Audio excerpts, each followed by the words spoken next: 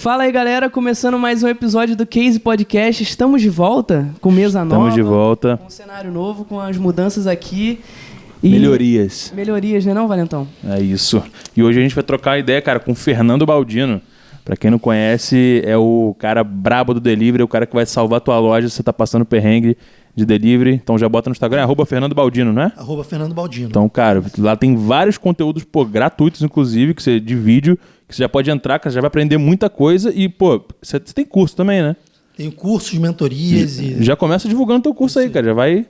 E aí, tudo bem? Então, sim, eu trabalho com... Hoje eu tenho um delivery e tenho uma estrutura, né, de geração de conteúdo para a galera que tem restaurante, tem delivery e muito conteúdo gratuito aqui no Instagram e cursos e mentorias, enfim, me segue lá que vocês vão ver tudo que eu tenho e posso oferecer para vocês. Tudo no Instagram, a pessoa entra no seu Instagram e já encontra o curso e encontra vai tudo. Vai chegar no Instagram e vai ver qual é a parada. É isso. Deixa eu só dar um aviso aqui. Galera, não se esquece de inscrever no canal, tá? E aqui no QR Code você entra lá no nosso Instagram. A gente já tá aceitando patrocínio também, se você quiser colocar. Hoje a gente tá com o Brave, que é a nossa loja, nossa hamburgueria, né, delivery. Se tiver em Niterói e tá com fome, pede Brave, entendeu? Entra no nosso Instagram, @BraveStoryRJ, tá aparecendo aqui na tela agora. Clica lá no link na bio que você vai ser direcionado para o nosso próprio aplicativo. Lá sempre vai ser mais barato do que no iFood, mas se você quiser também pode pedir pelo iFood. E pode ir presencialmente na com certeza. Lopes Trovão 474. Deu capacidades limitadas, a gente tem 4 mesinhas lá, até por conta da pandemia, então,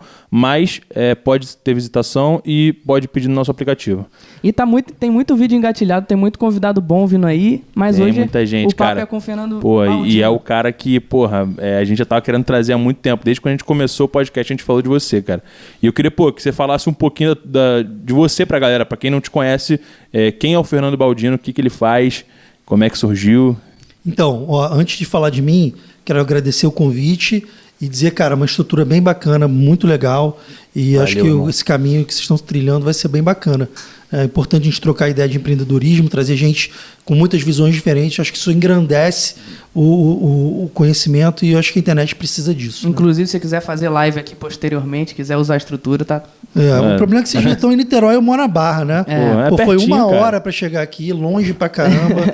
A Barra é longe, Niterói é longe. Aí, se tiver por aí, só Recreio em Barra... Se estivesse mais só perto... que ali já é Niterói inteiro. Exatamente. Mas morei uma hora para chegar, cara, incrível. Trânsito, ponte, Rio de Janeiro, né? Caótico. Mas a gente... Não, em Niterói também tem um trânsito horrível, cara. Não, só aqui em Caraí demorou... acho que 20 minutos da ponte para estacionar, então, é horrível. Mas o importante é que estamos vivos e cheguei aqui e a gente está fazendo o podcast. Mas falando de mim, então, cara, eu sou um cara que empreendo desde muito jovem, ou seja, comecei trabalhando na empresa dos meus pais lá em 1999. Eu tenho essa cara de 28 anos, mas tenho 42, né? Prestes a fazer 43. Não, mentira, tenho 41, prestes a fazer 42. Tomei susto agora. 43, pulou um ano aí. Pulei um ano, não. Eu tive que botar para baixo, né? Mas o clique, né? E então, assim, a minha vida de trabalho, ela foi desenvolvida empreendendo, né? Eu sou filho de empreendedores, os meus pais... Isso. Os meus pais, Os meus pais, eles são empreendedores, né? Eles empreenderam no ramo de turismo. Então, eles tinham uma empresa de turismo desde que eu tinha 5 anos de idade e eu vi esses altos e baixos da vida deles como empreendedor. Então, a gente é de uma família de classe média alta, vamos dizer assim, do Rio de Janeiro, né? E os meus pais, eles, né, tinham uma empresa de turismo e tinha anos que eles estavam bem de grana, anos que estavam muito ruins. Aquele lance oscilação do empreendedor brasileiro. Né? O jogo nunca está ganho. Então tinha anos que a gente ia para Disney, tinha anos que eles não tinham grana para pagar a escola. Entendeu? Era a realidade de muita gente que empreende no Brasil, cara. É trabalhar com essa volatilidade, cara. Sim. Se você pensa que você vai empreender, vai estar num ramo super estável, que você vai ter só lá teu rendimento garantido todo mês, não é assim, não é... O empreendimento não é uma renda fixa. Né? E se você acha que você vai trabalhar menos, querido, pode desistir, tá? Sinto lhe informar que você está enganado. É verdade. E aí, cara, eu cresci vendo eles nesses altos e baixos, mas e meus pais foram pais muito presentes e sempre a gente teve sempre a oportunidade de viajar, né? Então, desde criança, eu viajei pra caramba, né? Minha primeira viagem foi aos 6 meses de idade, quando eu vim de Buenos Aires para o Brasil, né? Então, eu sou argentino, a gente estava falando sobre isso, mas eu sou um argentino, eu sou um brasileiro Um argentino fake. Um transvertido, né? Porque, na verdade, eu sou natural de Buenos Aires, meus pais moravam em Buenos Aires quando eu nasci, e vieram para cá quando eu tinha 6 meses. Então, eu fui o único dos filhos, como eu sou mais velho, a nascer na Argentina, meus irmãos nasceram no Rio, mas eu me considero carioca, flamenguista, né? E, cara, nunca torci pra Argentina, mas pouca gente sabe desse segredo, então vamos manter isso em sigilo. Não culpem o Baldino pela Copa América, tá, rapaziada? É isso. Eu torci pro Brasil, sempre Isso aí. torci. Tem que torcer, pô. Tem que torcer. E um fato interessante, né? Uma das minhas primeiras lembranças de Copa do Mundo foi a Copa de 90, cara.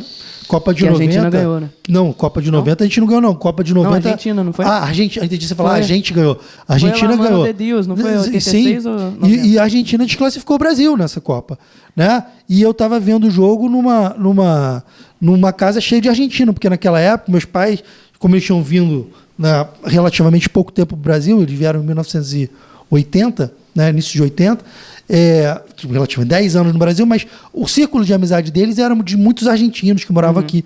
Então, cara, eu me lembro daquele gol do Canidia, cara. Putz. Todo mundo feliz foi de minha você. primeira grande lembrança de futebol, do Copa, porque eu acho que foi em 90, eu tinha o quê? 10 anos, 11 anos. E, cara, os argentinos comemorando, e eu muito Foi puto. foi quando batizaram a água dos brasileiros? Foi isso? Eu não sei, mas era mais ou menos nessa época aí que teve. Não sei se batizaram foi na Copa ou se foi no jogo de O pessoal eliminatória. fica querendo torcer pra Argentina. A Argentina comprou uma Copa aí, tô falando aqui, pode botar na minha conta aí. Comprou a Copa, ganhou de 6-0 do Peru, era o resultado. Foi a Copa de 78, ó. Era o resultado que precisava e já teve várias vezes que batizaram a água do brasileiro, que os caras tiveram diarreia no meio do jogo. Então, torcer pra Argentina aí, gente, só Ó, não sei de nada. não tem condição, não. Eu nasci na Argentina. Eu conheço a Argentina, fui muitas vezes pra lá. Minha avó era argentina, né? Minha avó paterna. Não tenho parentes na Argentina, apesar da maior parte da minha família ser brasileira. Mas argentino, cara, a gente acha que brasileiro é malandro, meu amigo. Mas argentino eles estão avançados na malandragem. Então, os argentinos eles são muito espertos. Abraço pro Santi. Abraço pro Santi, que foi um convidado lá de São Paulo que veio aqui. E aí eu até cometi uma gafe que eu falei que... eu falei que Buenos Aires parecia o centro do Rio. Mas realmente Não, parece. o pior não foi isso. Calma. Aí eu falei que o único lugar que eu gostei Falei exatamente assim. O único lugar que eu gostei na Argentina foi Porto Madeiro. Aí ele, mas como assim? O Cara, único lugar que aqui. presta na Argentina é Porto Madeiro? E ele é argentino mesmo, né? Mas é porque, Mas a gente vocês, cara, são jovens e foram recentemente para a Argentina. Mas, cara, a Argentina, até o início dos anos 2000, cara, era muito diferente do que é. O Buenos Aires era muito... Argentina não, Buenos Aires, porque a Argentina, se você for para Patagônia, ali para os lagos, os grandes lagos ali andinos e tal... É muito lindo, é bacana.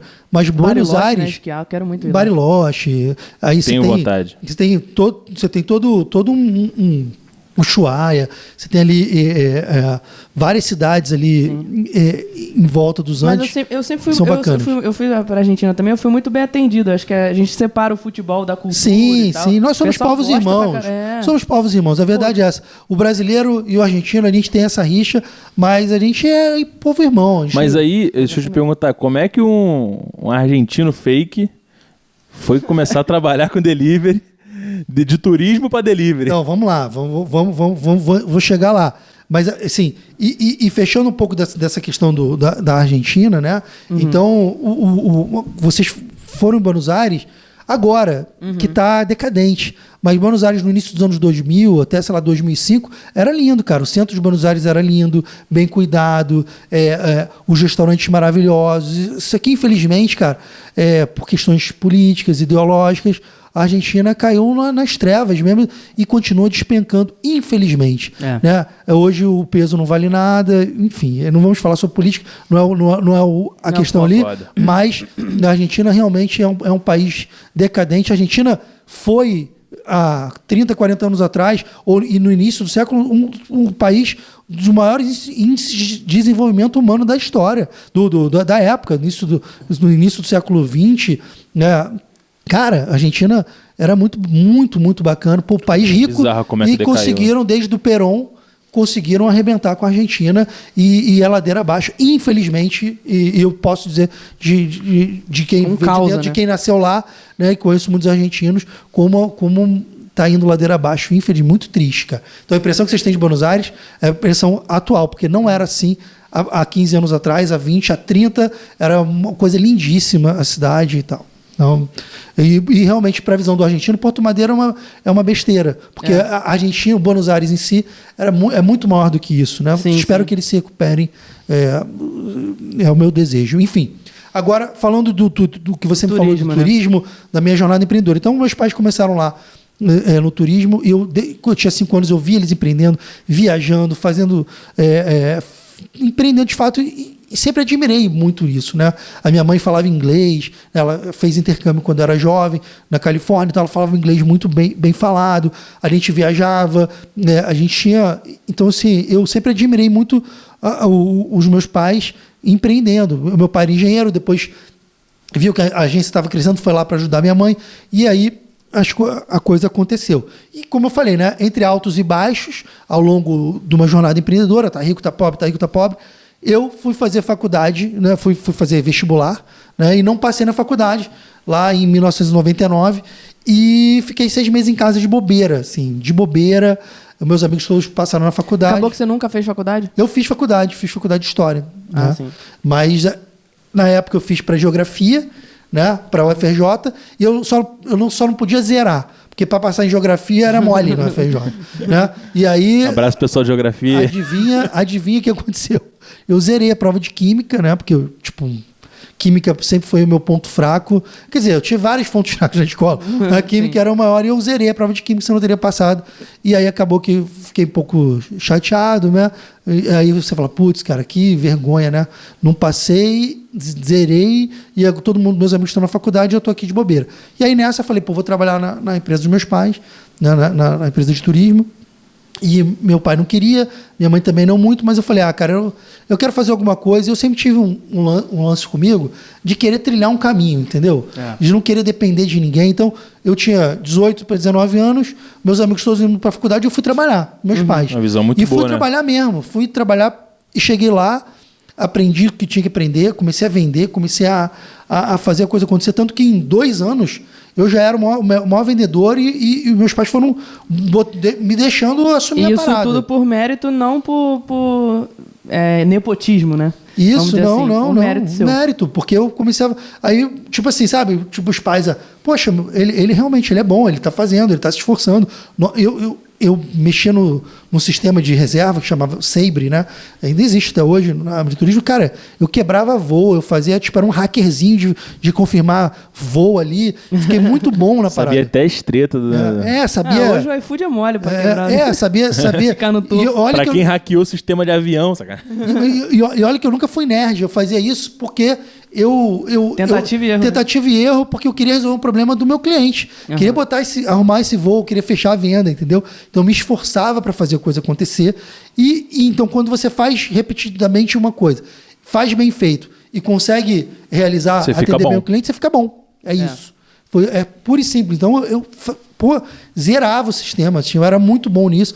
Então fiz muitas ações positivas dentro da empresa. Então o reconhecimento ele veio natural. Não era porque eu era filhinho dos donos, era porque eu estava ali jogando, aprendendo, interessado. É aquela velha história, né? O 90% transpiração e 10% de inspiração. Exatamente. Aí, por exemplo, eu nunca fui um bom aluno na escola.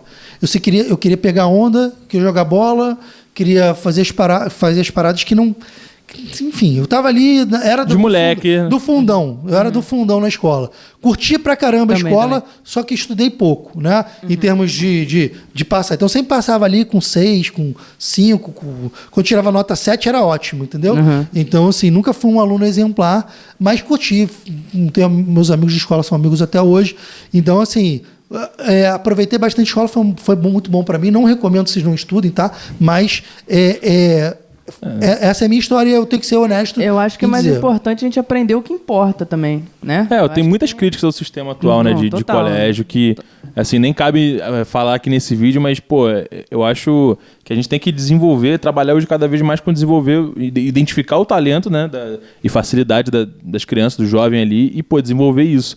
E aí você acaba perdendo tempo aprendendo sobre mitocôndria, e aí você não desenvolve uma coisa que você poderia ter desenvolvido. Tabela periódica, pô. Eu zerei por causa disso, Pra que você usa tabela periódica hoje, pô? Você tem que aprender ciclo de Krebs. Não sabe nem falar, não aprendeu português também. Você não sabe taxa de juros do cartão de crédito, então você fica aí à mercê do mundo, né? Então, assim, o problema não era eu, o problema era o ensino, tá? É isso, porra. Tá então, certo. Então, assim, a parada, então, assim, e aí o que acontece? Eu fui uma família de classe média, alta, no Rio de Janeiro, né? Então, meus pais sempre, né, falavam, vai fazer curso de inglês, cultura inglesa. Aí eu não ia, não conseguia, não entrava na minha cabeça o inglês, porque eu não gostava de estudar, eu gostava mesmo de zoar. Era essa parada. Vivi a minha infância, a minha adolescência muito bem vivida, assim, graças a Deus, curti pra caramba, era amigo dos meus amigos, zoei muito, fui muito zoado e sobrevivi a tudo isso, né? E estamos aqui jogando conhecimento pro mundo.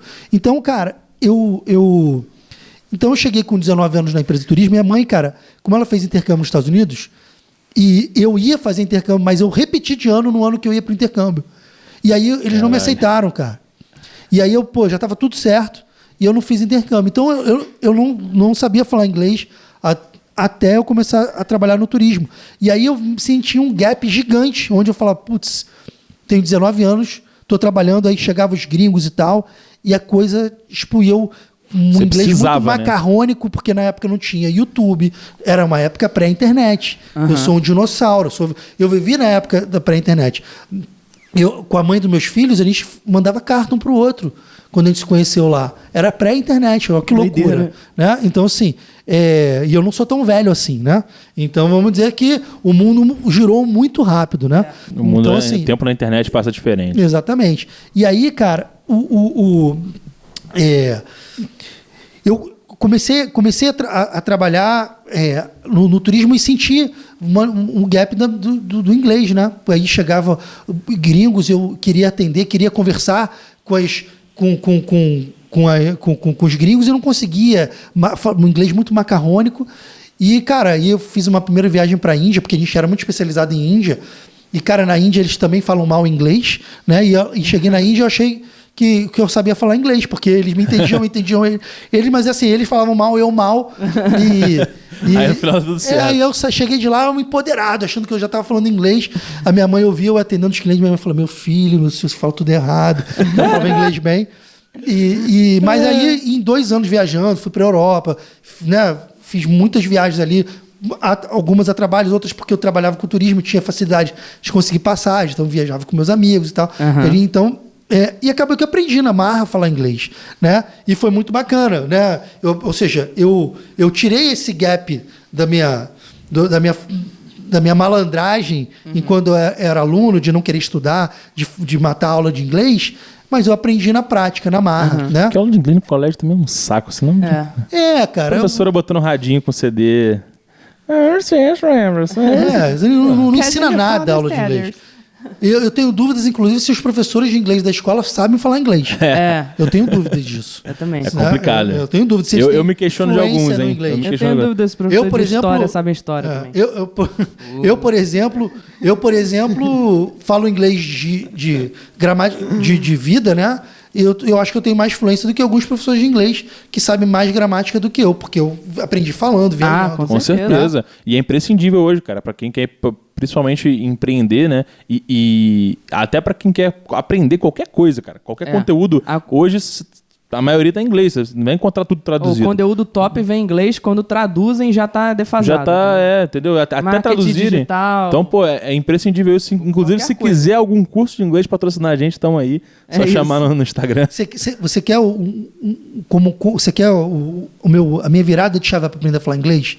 Fiz uma viagem de mochilão, molecão, pra Europa. Ele chegou, cara, fui eu e 2 amigos. A gente chegou no albergue em Amsterdã e, cara, tinha uma galera, assim, do mundo todo. E todo mundo reunido, sentado. E dos meus 2 amigos que eu fui, eu e outro amigo não falávamos inglês. Eu e o Wally, a gente não falava inglês. E o Phil tinha se formado na cultura inglesa e falava inglês. E, cara, eu me lembro claramente um dia que tava assim, uma galera, todo mundo conversando, eu trocando ideia com as meninas e tal, e eu e o Oli assim, sentados, isolados, porque a gente não conseguia interagir com ele, com a galera.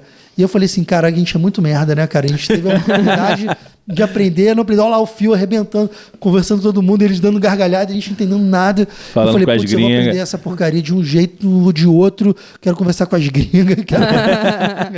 Muito nisso. E cara... E aprendi, cara. Acho que tudo quando a gente quer, de fato, a gente tem uma motivação e você vê que você ficou para trás, você pode buscar isso. Nunca é tarde, cara. Nunca é tarde. Nunca é tarde. Nunca é tarde para você aprender algo novo. Então eu aprendi inglês tarde. Então, assim, qual é a diferença de você aprender cedo ou tarde? O importante é você aprender. O que eu sempre falo até no Instagram, é muito que a gente tem que tomar decisões cedo e tomar atitude rápido. A gente falou isso até no nosso primeiro podcast. É melhor do que tomar a atitude E certa. essa é a questão, tipo, a gente tem uma vida também, apesar da gente ser novo, eu era músico e aí eu fiz uma faculdade inteira de Direito, passei na ordem, larguei e empreendi. Ele trabalhava com administração de shopping e a gente, de maluco, decidiu. Então a gente está há 2 anos aí de estrada, de delivery, que, pô, querendo ou não, a nossa loja pode não faturar milhões de reais, mas assim, a gente aprendeu, entendeu? Na marra, com sangue nos olhos, a gente vai aprendendo. E aí, esses 2 anos que a gente tem de estrada, de história, pô, a gente sabe como que funciona um delivery, a gente sabe o que a gente precisa, sabe qual que é a demanda. Inclusive, até vou te falar uma coisa aqui específica. A gente vendia batata frita no delivery, né? E é aquela coisa, é igual o Burger King falou, nós somos Burger King, não Batata King. Eles Então, postaram isso outro dia. então, O grande problema da batata no delivery, né? Todo mundo porque sofre. ela vai chegar fria, cara. Não tem como assim. É muito raro que ela não chegue. E aí a qualidade é baixa e o preço é alto. O que a gente fez? Batata chips. Por quê? Porque o nosso core business é hambúrguer. Então a nossa obrigação é mandar um hambúrguer bom e chegar bem. Então a gente trocou, abaixou o preço, diminuiu a questão do custo. E, cara, tem muita aderência à batata. A nossa operação tirou a fritadeira da loja, a gente reduziu o custo de luz. Então Muitas coisas as pessoas não fazem por medo, né? Dentro do delivery. E é tá sempre de olho. Cada hora tem uma mudança, a gente vem e traz. Eu acho que isso é importante da gente, que você falou, de aprender de fato, de estar ali. Então você aprendeu na prática. Tomar atitude. Ele fez administração, mas assim, é completamente diferente de gerenciar uma loja. Eu vim do direito, músico, piroca também da cabeça, não estudava direito. Então a gente vai aprendendo. Eu acho que isso é mais importante. Sim, sem dúvida. E a prática, cara, a vida real é que faz a gente tirar a musculatura que a gente precisa fazer. Porque a teoria ela é muito bonita, mas a prática e a vida real, ela destroça planos e projetos que estão numa planilha, por exemplo.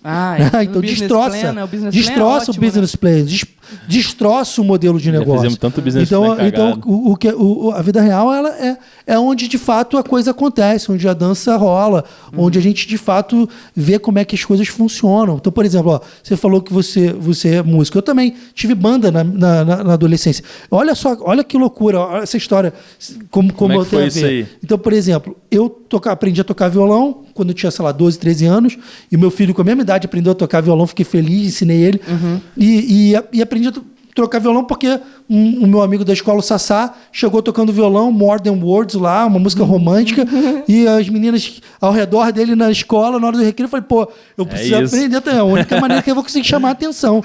A motivação todo jovem. Exatamente, e aí, cara, falei, Sassá, onde você aprendeu? Aí ele me passou o contato do professor. No dia seguinte, eu fui lá marcar minha aula, pedi pro meu pai violão, meu pai me deu o violão e aprendi a parada, que foi muito bom para mim, porque aprendi e tocar é muito bom, né, cara? Tocar é uma coisa... Já vou inventar moda aí. Não, tá em reza aí. Afina aí, ele te manda o Modern World. Não, você vai mandar o Modern World. Eu mando. Vai ter então, exclusividade. Baldino tocando violão aqui, hein? E aí, cara, eu aprendi a tocar, foi legal, né? Isso também você acaba sentindo uma autoestima melhor, principalmente quando você é adolescente e tal. E aí, beleza, muitos anos se passaram, estava já no 2º grau, e aí, cara, teve um negócio lá na escola que eu estudava, Baiense, lá na Barra, era Coca-Cola New Sounds, um festival de música de todas as escolas do Rio de Janeiro. Olha só, que loucura. E, cara, eu nunca tinha tocado guitarra, banda, eu sabia tocar violão. E aí, nessa, cheguei pro meu amigo, o Fio, que viajou comigo pra Europa, isso que eu falei. E aí ele falou, pô, vamos fazer uma banda pra tocar? Aí tinha um amigo meu, Vinícius, que tocava piano, que era meu vizinho, né, era da escola, e o meu irmão que fazia porra nenhuma, mas ele podia tocar bateria, ele deu uma bateria pra ele tocava bom. Cara, a gente pegou e formou uma banda, e aí a gente tinha que mandar uma fita cassete, era anos 90, acho que deve ser 96 ou 97, não me lembro, 95, não me lembro exatamente o ano. E era fita cassete, não existia outra. Não se, já tinha CD, mas não se gravava demo em CD. Era na fita cassete mesmo. E aí você tinha que gravar uma fita cassete e mandar pro festival, tinha um prazo lá. E aí eu e o Vinícius, a gente fazia algumas músicas, porque a gente era vizinho e fazia música com autoral. Né? E aí a gente pegou, vamos mandar as nossas músicas autorais. Cara, a gente fomos para um estúdio, gravamos ao vivo lá. Toscamente, juro por Deus, toscamente, era parado assim, cara, vamos ver o que é, obviamente a gente não vai ser selecionado. E selecionaram a gente para ir lá onde hoje é a Cidade da Música, ali na Barra, antigamente era o Cebolão. E eles montaram um palco lá para fazer a final da parada. A gente foi pra final da parada. Que loucura. Bizarro, assim. Foda. Bizarro. Maneiríssimo. E aí, cara, a gente chegou lá, um palco enorme, cara. Gigantesco. E a gente falou, caraca, como é que isso aconteceu, né? O que a gente vai fazer? Onde a gente se meteu, né? E a gente era o do Baiense Itanhangá, né? A gente era finalista de uma escola. Aí tinha, acho que eram 20 bandas que foram pro final. E aí a gente tinha que chegar lá de manhã para passar o som, cara. Eu nunca tinha ligado. Subido num palco e tinha ligado uma guitarra. E a gente tocando as nossas músicas autorais de moleque, adolescente, né? A gente falou, cara, olha só, a gente reuniu e falou assim, gente, aqui, ó, é pra não passar vergonha. Meu irmão, o Thiago, falei, Ruga, o apelido dele é Ruga. Ruga, pelo amor de Deus, não erra o tempo da bateria, porque ele errava o tempo da bateria. Né? Aí descasa tudo. Aí é foda. E, cara, assim, ó, gente, meta é não sair vaiado e não passar vergonha. Essa era a nossa meta. Aí, pô, a gente viu os caras tocando e falou, caraca, a gente vai ser muito humilhado aqui. Vamos ser muito humilhados. E aí, beleza, fomos lá na passagem de som. Aí tocamos nosso... Era um reggaezinho, assim, tipo... E aí a gente tocou, cara, e aí a galera gostou do nosso reggaezinho. Os caras, pô, legal a música de vocês, foi a música nossa, não sei o quê. Quase todo mundo tocando cover ali e tal. E a gente veio num autoral verdadeiro. Apesar de a gente tocar mal e não ter nenhuma experiência, os caras, assim... Aí a gente até assim, pô, acho que a gente vai conseguir, né, bater a nossa meta de não passar vergonha. E aí é o seguinte, o primeiro lugar ia tocar no Metropolitan, abrindo o show do Gabriel Pensador. Naquela época, o Gabriel Pensador era no auge do auge, era tipo a Anitta hoje. E aí, cacete, mano. Aí, tipo assim, beleza. E, tipo, obviamente a gente não vai ganhar, né? Então era a nossa cabeça, mas, pô, vamos não passar vergonha nessa meta. Aí, beleza, aí a galera da escola, não sei o quê, todo mundo indo lá, a gente chamando, beleza. Ninguém sabia que a gente tocava, né? Mas era um evento da escola, né? Então, várias escolas foram lá e tava lotado, meu, show gigante, assim. Gente pra cacete, um palco grande. Beleza. Aí fomos tocar, a galera gostou. A gente falou, putz, aí todo mundo, caraca, já ganhou. Os nossos amigos, né? Falei, pô, gente, para aí. Enfim, resumindo, cara, a gente tirou esse segundo lugar, cara. Que isso! Ficamos em segundo lugar. Bravo. E nesse dia em diante, a gente era a banda famosinha da escola. E aí eu passei de um mero desconhecido a, tipo, vocalista da banda. Entendi. Eu tocava guitarra e cantava.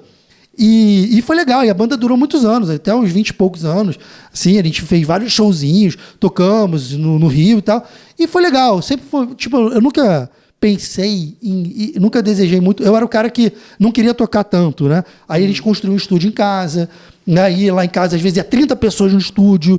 Enfim. Pô, mas eu vou te falar, eu acho que isso aconteceu porque você fez. Então, às vezes, tinha muitas bandas, sabe, melhores que não participaram. Às vezes o cara tem vergonha, às vezes o cara não... Então, assim, acho que daí, porra, não só pegando o exemplo da música, mas trazendo pro empreendedorismo, cara, às vezes o que importa é você fazer, meter a cara, entendeu? Mano. Dar uma de maluco. E, cara, às vezes você pode se surpreender com os resultados, entendeu? Que louco. E por que eu falei essa história? Porque, de fato, isso isso faz parte de você começar sem estar pronto. Você nunca vai estar pronto, Melhor fazer cara. feito do que perfeito. Você nunca vai estar pronto. E a gente, cara, a gente, na nossa jornada, a gente sempre vai ficar pronto ao longo do processo. Eu não estava pronto para começar a trabalhar no turismo. Eu não sabia falar inglês, mas eu tentava falar e me comunicava com as pessoas. Fui para a Índia achando que falava inglês e não falava. Fomos para um festival para não passar vergonha. E, cara, e fomos uma das melhores bandas ali desse festival. E quase que o nosso segundo show foi no Metropolitan, abrindo Gabriel Pensador. E óbvio, a gente não estava pronto para isso. Mas foi muito legal. A gente fez vários shows depois. A gente curtiu essa vibe, construímos um estúdio em casa, né? Muitas coisas boas vieram disso, né? Então, assim, a gente nunca está pronto. Eu não estava pronto para abrir um delivery. Eu não estava pronto para ter uma experiência no turismo, e não estava pronto para os altos e baixos do turismo, tanto que a minha empresa no turismo quebrou em 2015 de forma estratosférica. E eu tive que recomeçar do zero, porque eu só sabia trabalhar com turismo. Então, em 2015, a empresa fechou. A gente tinha 130 funcionários, tinha um faturamento de 5 milhões por mês, bruto, né? Faturamento não é lucro. Então, durante muitos anos ali era de altos e baixos. Anos a gente tinha prejuízo operacional, anos a gente tinha lucro, mas a gente tinha uma estrutura grande. Então, a gente tinha escritório no Rio, São Paulo, Porto Alegre. Estavam prestes a abrir um escritório nos Estados Unidos. E você me diz que eu estava pronto. Eu nunca estive pronto para nada. Eu sempre fui fazendo as coisas da melhor maneira possível, mas sendo eu mesmo, sendo verdadeiro. Porque a galera se prepara demais para, às vezes, muita coisa, e isso segura ela. Exatamente. De várias paradas. Né? Exatamente. Vocês estavam prontos para criar um podcast? Não. Estamos fazendo aqui. Nem estamos. Até agora a gente não está. Entendeu? Para quem não sabe, essa que já é a segunda gravação, entendeu? Porque meia hora do primeiro vídeo foi perdido. Tá muito mais legal. Ficou melhor. Então, cara, eu acho que... Tá na hora? Não, temos mais 8 minutos. Que aí a gente vai fazer um cortinho e vai voltar. Isso, eu tenho que fazer uma live porque deu esse problema. Aí eu vou fazer uma live, a gente vai parar e vai voltar. Então, é requisitado, né, galera? Então pô, acho que a gente não tá pronto até agora, cara. Dá problema toda hora. Não só aqui, mas na loja dá problema toda hora. Na nossa outra empresa também dá problema toda hora. Cara, sempre vai dar problema. Agora, quando a gente faz mais cedo, a gente começou muito cedo. Então, apesar de a gente ser bem novo, a gente já passou por tanto perrengue que hoje, pô, a gente tem já um know-how empírico do negócio que, pô, isso é incomparável. Você não aprende isso em lugar nenhum, você não tem faculdade nenhuma que ensine isso. E, porra, cara, acho que o conhecimento é uma das coisas mais valiosas que você pode ter. Cara, pra você ter noção, a gente tinha a loja de beira de rua, né? Que era ali na Paulo César, do lado de uma faculdade. A gente abriu uma hamburgueria lá, começou como um bar e tal. Cara, pra você ter noção, primeiro que era um food truck, a gente começou como food truck na rua. Esse food truck foi levado pela prefeitura, porque aqui não tem regularização para food truck, entendeu? O meu projeto de mesa e cadeira, porque aqui precisa lá na prefeitura para colocar mesa e cadeira, a calçada é de 12 metros. Ou seja, então eu posso usar 1/3 aqui para mesa e cadeira. Esse projeto tem que levar na prefeitura, a gente fez tudo certinho. Desde novembro de 2019, se eu abrir aqui no computador, eles não aceitaram. Eu já mudei de loja. Não foi nem reprovado, nem aprovado. Tá lá, em andamento ainda. Tá em andamento. Então, questões do funcionalismo público, né? E eu fui funcionário público também, depois eu vou falar essa história aí. O que eu não fui, né? Eu deveria falar o que eu não fui, né? Cara, pô, é aquela questão também, cara. O fato de tomar atitude é tão importante que dá um paralelo que é meu aqui, só um testemunho que é só meu. Eu trabalhava com música, falei isso no Instagram, queria ter sido músico e tal, depois fiz faculdade de Direito. Porque eu tomei a atitude de empreender, hoje a gente tem a liberdade de poder fazer o que a gente quer, de ter outros projetos, e hoje eu estou voltando com mídia, podendo falar, daqui a pouco vou estar cantando de novo. Então, tipo... Uma decisão que eu tomei há quase 3 anos atrás, que era de empreender, que a gente, foi na amizade, ele tinha um hambúrguer muito bom, e a gente falou, vamos sentar, vamos fazer esse projeto? Vou largar tudo, não quero nem saber. Entreguei a carteira da UB para meus pais e falei, queimou o sapato social. A minha obrigação eu fiz. Agora eu vou tentar. E, cara, não tô rico, a gente não tá rico, mas a gente consegue se sustentar, a gente tem uma loja com nome, aos trancos e barrancos. A gente tá aí no meio da pandemia sobrevivendo, cara, então já é... Pra mim isso já é uma conquista, sabe? E hoje a gente consegue, trabalhar com mídia de novo, influenciar pessoas. Estamos entrando no digital agora, conversando com a galera que é do digital, que influencia. Porque dá pra todo mundo crescer, não tem essa, entendeu? Daqui a pouco a gente tá na mentoria de alta performance. A única coisa que não dá pra fazer... Bom lugar pra inclusive, a gente pode fechar por um negócio bom lugar pra se estar. Fazer, cara. Você tem que fazer, tomar risco... principalmente jovem, cara, você não tem o que perder. Trabalho comum, eu acho que hoje, assim, basicamente não tem, né? Assim, trabalho que é de vindo de faculdade, fora direito, engenharia, medicina, sabe? A galera tem que estar no digital, tem que estar editando vídeo, tem que estar fazendo mídia pra você, sabe? Pra quem tá no digital, o trabalho mudou, o mundo mudou e tem que fazer. E aquilo que a gente falou, né, cara? A gente nunca tá pronto. Então, o recado é, cara, comecem. Vocês nunca vão estar prontos. Esse papo de só vou casar se tiver um apartamento, não sei o quê. Só vou fazer isso se tiver. Essas pré-condições, elas engessam. Você tá se enganando, né? Isso tá empurrando com a barriga. Cara, vai fazer, se joga, vai dar errado. Claro que vai. Mas, cara, como é que você vai fazer dar certo se você não está disposto a dar errado antes? Antes de melhorar, piora. E é o que eu falo muito, o que tenho falado, cara. A vida é uma jornada, cara. O jogo nunca tá ganho. A gente vai tropeçar, a gente vai levantar, independente do momento que a gente está. Não se engane achando que a vida tá ganha para mim ou para quem quer que seja. A vida é um eterno só altos e baixos. E vai ser para todo mundo. Então, entenda, você pode ir muito além, né? Você pode fazer muito mais do que você imagina, desde que você esteja disposto a dar com os burros na água. Olha só, tudo que eu falei agora até aqui no podcast foi tudo errado, né? As coisas que, vai chegar na parte que deu certo. Não, e continua dando errado muitas coisas. A verdade é essa. A gente acerta menos do que a gente erra. A verdade é essa. Mas às vezes um acerto ele subsidia chave, né? Vários erros. E esse é o ponto, né? É aquele negócio, né, cara? Todas as coisas que deram errado, entre aspas, construíram e fizeram parte do que você é hoje e te deram essa estrutura. Para você ser bom, você tem que ser ruim antes. Né? Isso, os erros, eles são a musculatura que te traz para onde você está. Então, a quebra da minha empresa de turismo, da empresa da minha família, ela me deu musculatura para fazer o que eu faço hoje, para conseguir ajudar tantas pessoas como eu ajudo hoje. Então, o fato de eu ter subido num palco lá, adolescente, num festival da Coca-Cola, e ter vencido a vergonha, nunca tinha cantado no microfone em frente a ninguém, não sei quantas pessoas tinham, 1.000, 2.000 ou 500, não me lembro, mas era muita gente. E, cara, a gente conseguiu fazer e se abriu novas portas na vida. Por que não você não consegue fazer? Eu, por exemplo, montei um delivery de massas artesanais na cozinha da minha casa, porque eu não queria mais trabalhar na prefeitura, porque naquela altura eu estava trabalhando na prefeitura com um ótimo salário. E eu falei, putz, eu preciso voltar a empreender, eu preciso ter liberdade, não quero mais ficar aqui. E aí, mais uma vez, você coloca a cara e vai fazer, né, vai fazer um movimento de que você não sabe o que vai dar, mas você vai. E aí hoje, né, depois eu comecei meu delivery, cresci o meu delivery, depois comecei a botar a cara na internet. Cara, nunca tinha falado na internet. Meus primeiros vídeos na internet são horrorosos. Eu gaguejava, não conseguia. Mas eu falei, eu quero levar minha mensagem para o mundo. Eu vou falar na internet, eu vou aprender, porque eu visualizei isso. E eu vou fazer o que for preciso para levar a minha mensagem no mundo, que eu acho que eu posso ajudar muita gente. E construir isso ao longo do tempo. E tenho construído. Então, assim, a gente tem que ter essa veia de buscar o que a gente... Botar a cara a tapa. Botar a cara a tapa. E muitas podem zoar, podem falar, podem...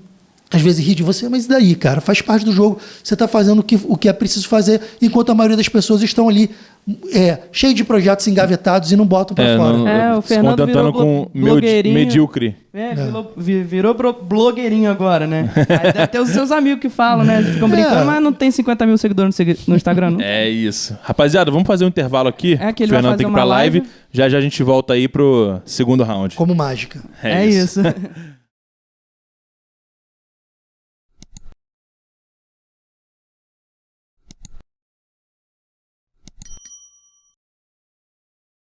Estamos de volta. Voltamos do nosso intervalo aqui. O Fernando já fez a live dele. Foi rápido, né? Um segundo. Foi rápido, não. Foi rapidinho, pô. Comparado com o podcast, foi rápido. Pô, mas foi 1 hora de live. Já tô meio rouco, porque eu fiz uma live às 8 horas da manhã. A gente veio no podcast, agora fiz a live. Vai falar o dia inteiro. Você fala o dia inteiro, e né? Amanhã eu tenho que falar. Amanhã e depois eu tô regravando aulas do curso de manhã e de tarde. Então, qual é o nome do curso? Escola de Delivery. Escola de Delivery, segue lá. Fernando Baldino. Cara, mas é bom que isso vai também. Você fala o dia inteiro, vai desenvolvendo mais Vai arrebentando mais as minhas cordas vocais. Então, cara, a gente tava falando sobre esse turning point aí da sua vida de virada de turismo para abertura do teu delivery. Como é que foi isso?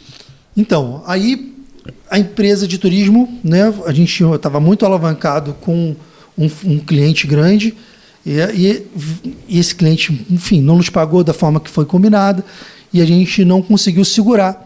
E a empresa quebrou no auge, olha que louco, né? A gente estava no auge do faturamento, equipe, processo, e a empresa que eles me avisaram que não iam pagar da maneira como a gente tinha combinado numa feira em São Paulo, em setembro de 2014, e eu já estava preparado para reestruturar esse processo.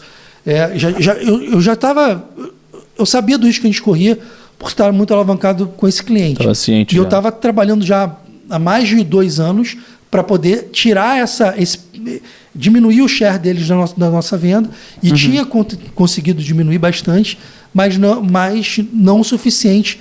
E aí, desde que eles interromperam, né, o acordo que a gente tinha, até a gente fechar, foram em torno de 6 meses, onde eu lutei todos os dias para manter a empresa. Né? Eu não sabia o que eu ia fazer, porque eu trabalhei 16 anos na empresa, eu era especializado nisso. E tinha filho, escola para pagar, preocupado com os meus pais, com a minha família. Poxa, a empresa vivia disso, né? Eu juro por Deus, eu imaginava onde é que eu vou morar? Será que eu vou ter que morar numa comunidade? Passava pela minha cabeça isso. Né? Se der errado. Então eu trabalhei 6 meses muito duro ali e não consegui. E deu errado. De fato, a empresa colapsou e eu tive que trabalhar pesadamente durante 8 meses depois que fechou. A gente ficou com uma mão na frente e outra atrás. Família, tudo que a gente entregou para poder embarcar os passageiros, para poder fazer a coisa acontecer. E, respirar, né? Eu não sabia como é que ia ser o dia de amanhã. Então, não sabia. Então, como é que eu vou pagar o meu aluguel? Como é que eu vou pagar a escola? Fiquei devendo, enfim. Foi um momento muito complicado da minha vida, onde eu me apeguei à família, nos meus filhos, né, que eram pequenos ali. Acho que o Bruno devia ter 7 anos, 8 anos. A Clara, pequenininha, devia ter 3, 4. Então, né? E aí, né, nesse meio do caminho, né, comecei... Eu tinha que fazer alguma coisa para ganhar grana. Então, fiz uma parceria com uma amiga que tinha uma agência dentro da nossa, e a gente tentou fazer um projeto juntos. E aí eu levei alguns grupos que eu tinha, atendia as pessoas por lá, e com a grana que se fazia lá, eu estava pagando os embarques dos passageiros. A gente fechou a empresa em fevereiro de 2015, e o último passageiro embarcou em outubro de 2015. Então eu fiquei de fevereiro a outubro embarcando passageiro, fazendo grana para poder pagar. Enfim, se me perguntar como é que eu consegui embarcar todo mundo, eu digo, eu não sei. Mas eu consegui. E nesse tempo a gente fazendo acordo com funcionários, mais de 100 funcionários. Nossa. Então você imagina a questão de acordos trabalhistas. Alguns eu fiquei pagando ao longo de anos, né? Depois com o salário que eu ganhava na prefeitura e tal. Né? Outros trabalham comigo hoje no delivery, e eu trouxe para trabalhar também comigo uma funcionária boa, Luana, que trabalhou um tempo também comigo aqui na questão dos cursos e tudo mais.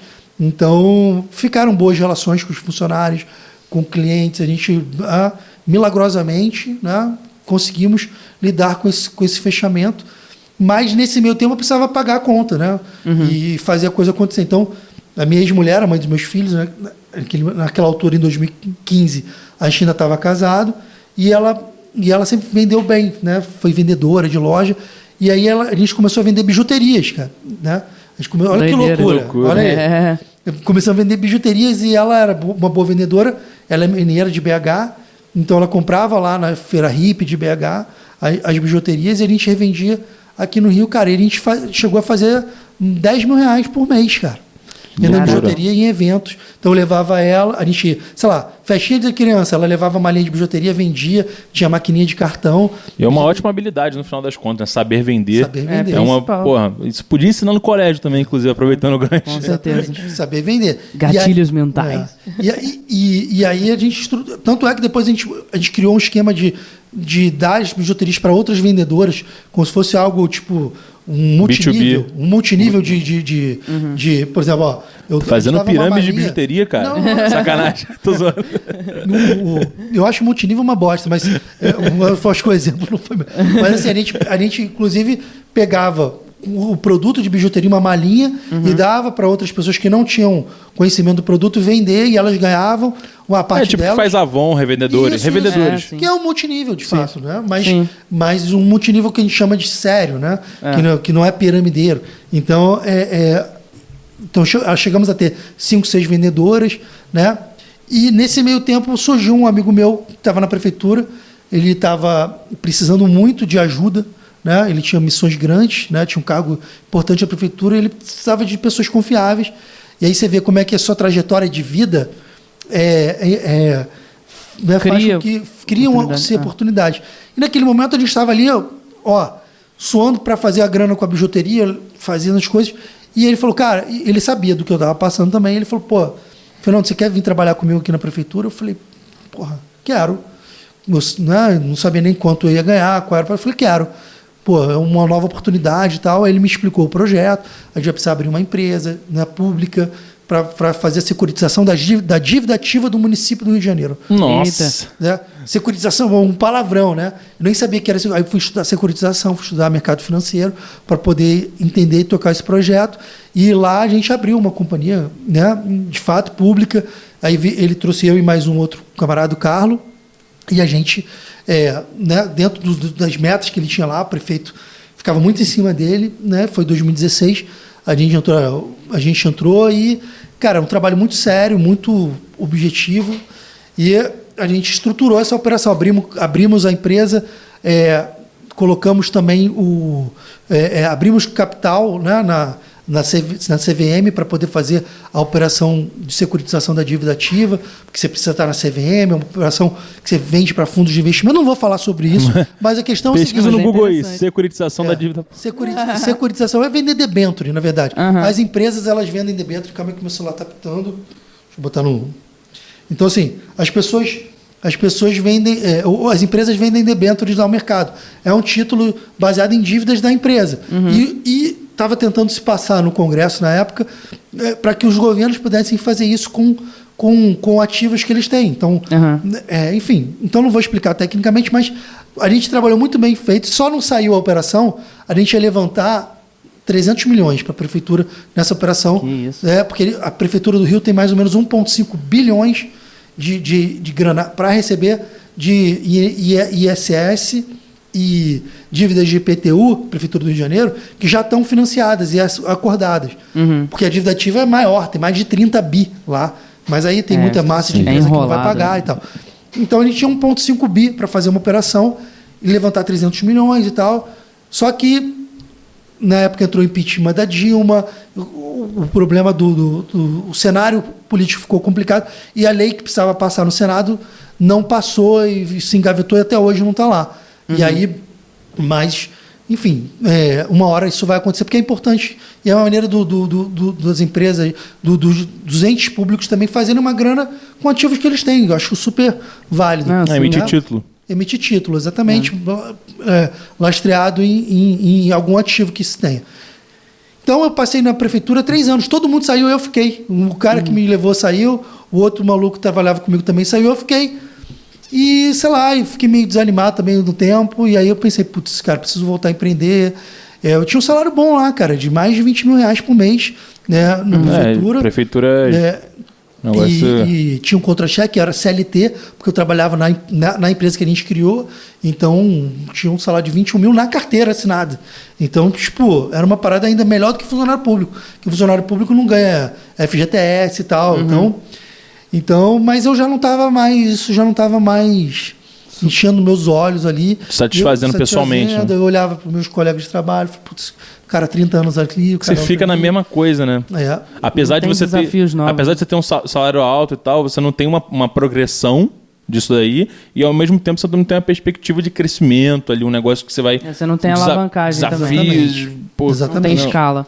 E aí, cara, aí pra mim já tava um martírio, sacou? Porque no início, cara, quando eu tava lá vendendo bijuteria, cara, eu ter um contra-cheque de 21 mil, cara, putz, pra mim era ali, porque era o que eu precisava naquele momento.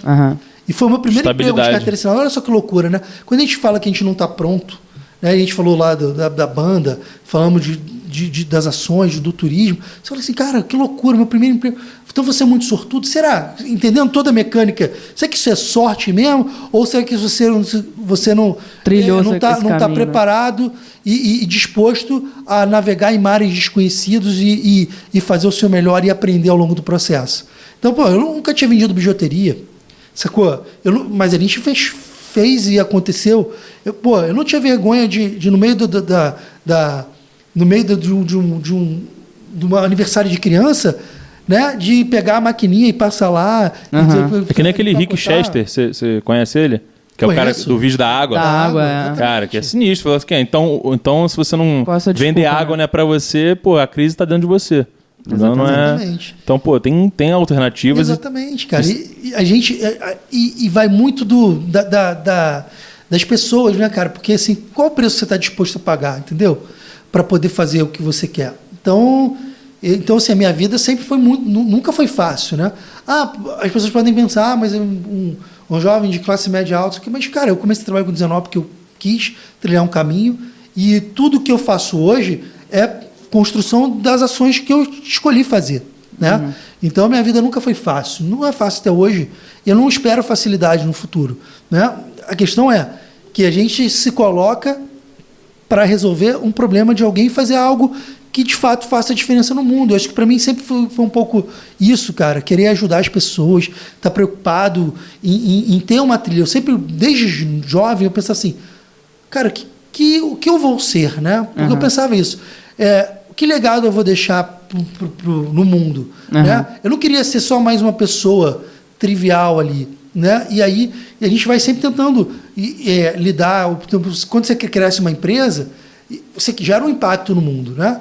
Com certeza, gera emprego, gera imposto, muita coisa. Lá no turismo eu estava preocupado em crescer muito a empresa, era a minha meta. Crescer, depois vender a empresa, criar um impacto através da empresa que eu estava criando.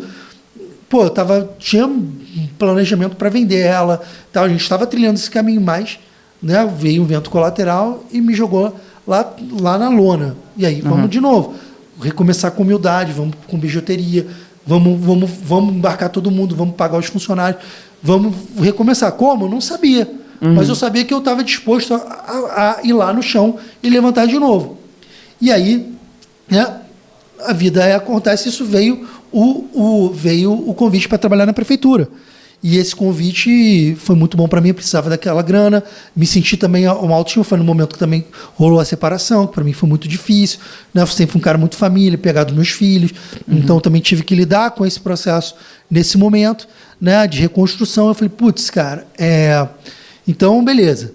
Comecei a trabalhar lá, o primeiro ano foi bacana, e depois já não brilhava meu olho lá, trabalhar na prefeitura. Né? E aí eu falei, putz, o que eu posso fazer? Porque grana, por mais que eu tinha um salário bom, cara, agora eu era separado, tinha que pagar pensão e tinha que sobreviver, então parece que era muita grana, mas não era. Eu ainda pagava ainda acerto de funcionário com essa grana.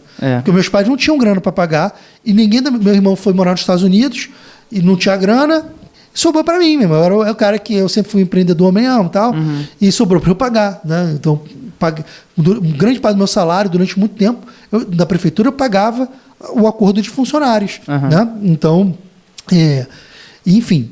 E aí, cara, eu falei, putz, tá bom, não quero mais ficar aqui. Estava me arrastando todos os dias para ir para o trabalho. Eu falei, bom, o que eu posso fazer para voltar a empreender? E eu comecei a olhar o mercado. Falei, turismo eu não quero, porque eu não quero ter conta a pagar em moeda estrangeira de novo. Eu não quero, sabe? E eu fiquei meio traumatizado dessa quebra, né? Eu queria alguma coisa mais light, né? No sentido de que eu não tivesse moeda. Mais light, vai abrir um restaurante delivery. Na minha cabeça, né? Aí, Aquele cara que você postou, né? 28 anos, a cara do maluco envelhecido. E aí eu falei, pô, mas eu acho que eu queria algo eu queria trabalhar num mercado que fosse longo e duradouro. Então eu pensei, bom, ramo de alimentação, as pessoas podem deixar de viajar, mas não vão deixar de comer. Certo? Então, beleza. Dentro do ramo de alimentação, o que existe? Eu posso abrir um restaurante. Cara, quanto é para abrir um restaurante? Caro pra caramba. Mobília, ponto comercial, estrutura. Pô, abrir um restaurante é um investimento altíssimo. Eu não tinha essa grana. E aí eu olhei, beleza, mas eu queria trabalhar com comida, porque eu achava que comida era uma parada que, pô, é insumo barato, onde eu vendo mais caro, né? Eu não preciso pagar em moeda estrangeira, não preciso ficar dependente de um fornecedor específico, porque lá atrás, pô, meus fornecedores eram companhia aérea, toda hora mudava de preço, o hotel que toda hora mudava de preço, o cara do City Tour que era moeda diferente, então eu não tinha poder sobre minha estrutura de preço. E eu queria ter, né? Seu negócio ficava na mão dos outros. Exatamente. Aí, foda. E aí eu falei pro meu pai, pai, é o seguinte, estava na prefeitura, eu falei, eu vou abrir um negócio de comida. E eu vou abrir de delivery, porque o delivery é uma parada que está crescendo muito e com a internet as pessoas cada vez mais vão pedir delivery. Então, isso foi em que ano? Isso foi em 2016. Cara, em 2016 você já teve uma visão de um negócio que, porra, hoje é uma realidade perene, essencial. Né? Porque veio pandemia e delivery só cresceu. A pandemia nunca vai acabar. A pandemia só mostrou o cenário mais claro.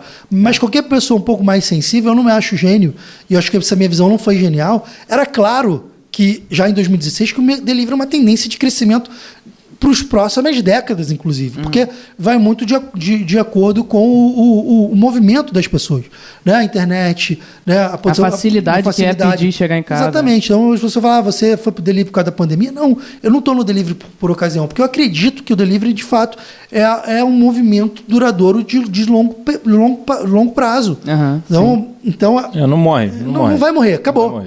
É fato. Então, assim, diferente do turismo, que também não vai morrer, mas o turismo foi muito impactado, teve que se redesenhar durante muitas vezes. Né? Agora, então, o delivery não. O delivery é algo mais trivial, que você consegue se estruturar, se posicionar no mercado, enfim. E aí eu pensava assim, eu preciso de alguma coisa que seja que eu compre barato e venda caro. Que o princípio de qualquer bom vendedor é comprar barato e vender caro. Certo? E aí eu falo, hambúrguer. Não, hambúrguer é complicado, porque a margem é mais apertada. Você vai fazer a precificação de um hambúrguer, você vê. A gente sente hoje na pele. Que a margem é mais apertada. Então, o que eu poderia ver? Ainda tem iFood, então a gente trabalha com 4, 5 no máximo para tentar... Exatamente. Mas isso não quer dizer que seja ruim, tá? Não, com certeza não. É um segmento também muito tem uma legal. demanda alta que acaba... Exatamente. E aí eu pensei, por que eu posso vender que seja fácil de produzir, que eu possa produzir, que eu não dependa de um fornecedor específico e que eu tenha margem no meu negócio. E eu fiquei martelando isso. E meu pai falou, não, tá maluco, vamos abrir coisa de delivery e você não... a gente não tem experiência. Eu falei, cara, eu vou abrir, se você quiser vir comigo, vem. Eu preciso de alguém para me ajudar, porque eu estou na prefeitura. E aí depois 2 semanas, ele falou, tive uma ideia. Por que a gente não faz as massas da tua avó? Que é a minha avó argentina. Sempre tem a avó. A avó argentina, lá, ela fazia massa fresca, que ela é descendente de italiano, nós somos, né, uma família descendente de italiano, e aí ela fazia essa massa pra gente, eu falei, putz, perfeito. Farinha, água, ovo, tomate, saiu uma massa fresca, artesanal, de alto valor agregado. Com certeza. Bateu no que eu queria. Falei, perfeito, então é isso aí. E aí botamos o nome de Família Baldino e começamos a fazer. Quer dizer, pensamos no negócio, como, né? Aí foram mais uns 8, 9 meses como não tinha pressa para começar o negócio, porque eu estava na prefeitura. E aí a gente fez um dia, chamamos o pessoal, fizemos as massas. E aí foram 8 meses para a gente abrir, de fato, desde essa conversa. E aí abrimos e, o primeiro mês vendemos 5 mil, segundo mês vendemos 15 mil, terceiro mês 30 e pouco, 4 meses em diante, mais de 40 mil todo mês. E o recorde dentro da cozinha da minha casa foi 53 mil de faturamento. No apartamento, no bairro do Flamengo, morava no Flamengo, Zona Sul do Rio de Janeiro, um apartamento. né? Os motoboys ficavam ali na rua, a gente descia, entregava. Muitas vezes eu fui fazer entrega. Então, assim que eu comecei no delivery, né? E aí, cara, a coisa aconteceu, trabalhei... E você foi aprendendo no delivery tudo na porrada? Ou você tinha alguém já tudo na porrada. Eu fui estudar marketing, para poder melhorar minhas vendas. Procurei curso de delivery, não tinha. Cara, ninguém faz o que eu tô fazendo, ninguém fazia na época que eu estou fazendo hoje, né? E aí, isso foi um dos motivos que me fez virar referência na área. Resolver esse problema, porque na verdade, né, eu procurei cursos e não tinha pessoal de restaurante e tal, mas focado em delivery não tinha na época. E aí, cara, eu, né, comecei a usar toda a minha experiência, porque eu já era cascudo na vida, né, quando comecei o delivery. Então, essa experiência já me ajudou a me posicionar, eu entendia sobre posicionamento, sobre nicho, sobre marketing, fui estudando mais ainda, por isso que o meu resultado veio relativamente rápido, pelo meu background de vida no empreendedorismo, e ter tomado tanta porrada e ter me levantado. Então eu sabia que o que eu me propusesse a fazer, eu ia fazer bem, né? E aí, cara...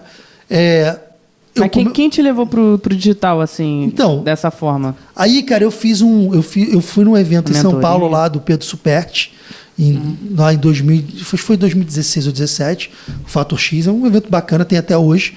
E lá ele falava sobre diferenciação e tal, que era o que eu estava procurando, diferenciação para o meu produto e tal, técnicas de venda, marketing, né? E aí, cara, eu fiquei super encantado, o evento foi muito legal. E lá eu vi a forma que eles vendiam. Que o Pedro Superti é um cara grande no marketing digital do Brasil. E já era lá naquela época. E eu falei, e como você vê como é que quando você tem um olho treinado, o que eu mais me surpreendi no evento não foi com o curso que ele vendia, foi a forma que ele vendia. E eu comecei a seguir ele nas redes sociais e eu falei, putz, esse cara, como eles vendem, cara, como é que...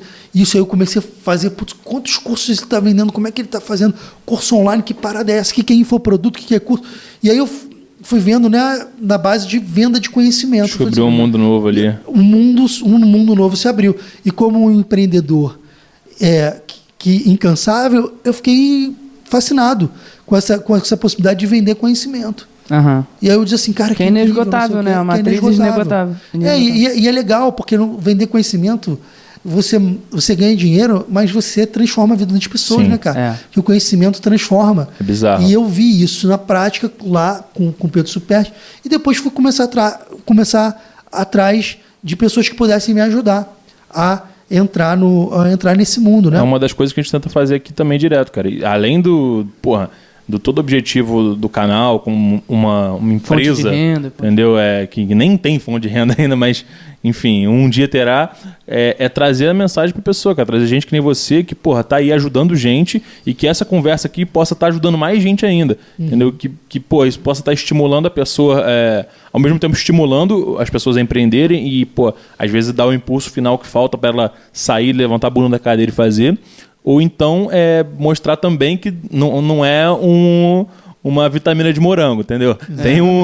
Tem as suas dificuldades, tem seus passos, seus desafios, mas que dá para fazer.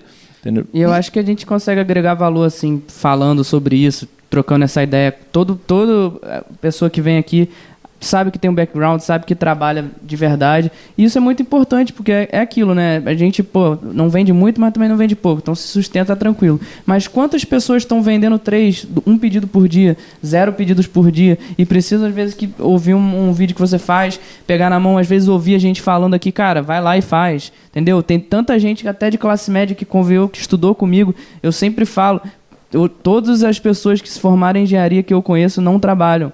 Todas as pessoas que são advogadas não trabalham, entendeu? Essas pessoas não têm mais trabalho, então elas têm que abrir uma coisinha. Às vezes tem gente que começa a vender uma bijuteria ali, tá vendendo docinho, daqui a pouco tá fazendo 3, 5 mil reais. Já ajuda a casa, sem custo em casa, no iFood, tá ganhando 2 mil reais do mês pro outro.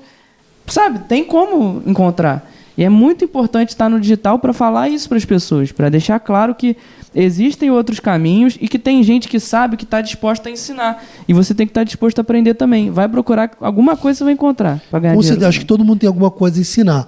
E aí, como eu também como a vida a gente precisa de mentores, né? E aí, cara, me modelei muito no Pedro Superti, cara. E aí eu fui radiografar o Superti, né? Eu falei, cara, onde é que é a fonte que esse cara bebe? Né?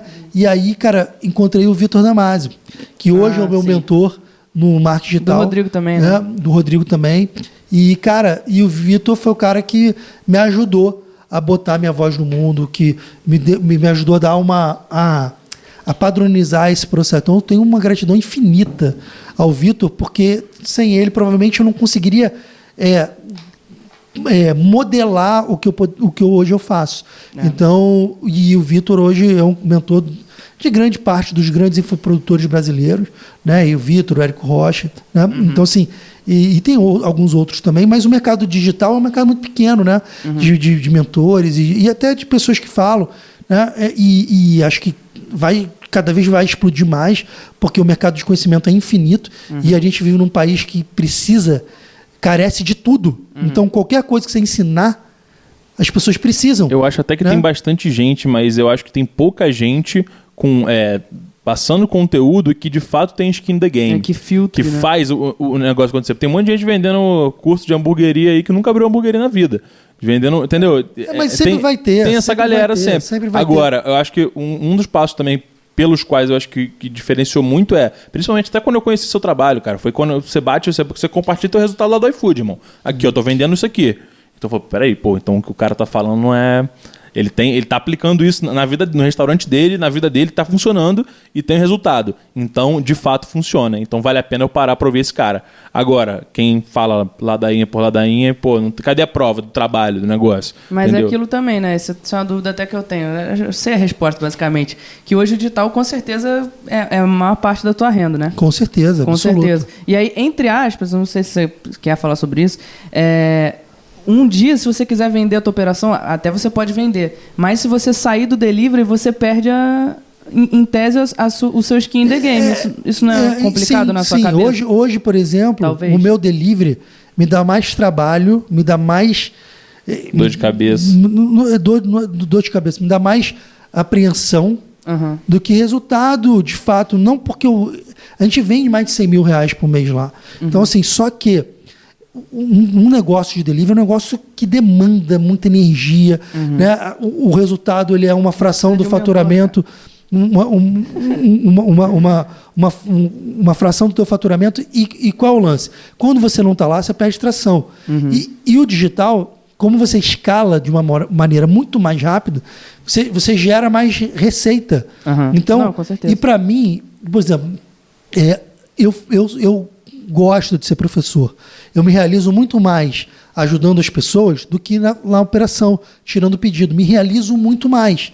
Então, para mim, é muito mais bacana estar aqui com vocês falando e botando a voz do mundo e ajudando, dando mentoria para os meus alunos, gerando conteúdo na internet, do que tirar pedido. E nada contra isso. Eu não sou um chefe de cozinha. Eu não sou um cara da operação. Eu sempre fui um cara da estratégia, do negócio, do posicionamento, de entender a engenharia e a mecânica por trás.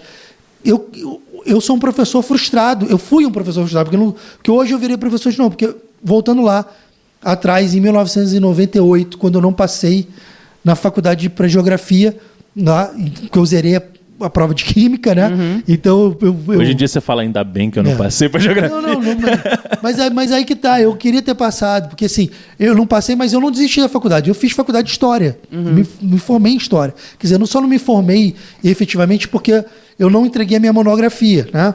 Mas que eu fiz a faculdade inteira. Fiz a faculdade toda, tirei sempre boas notas e eu já trabalhava no turismo e fiz a faculdade de História.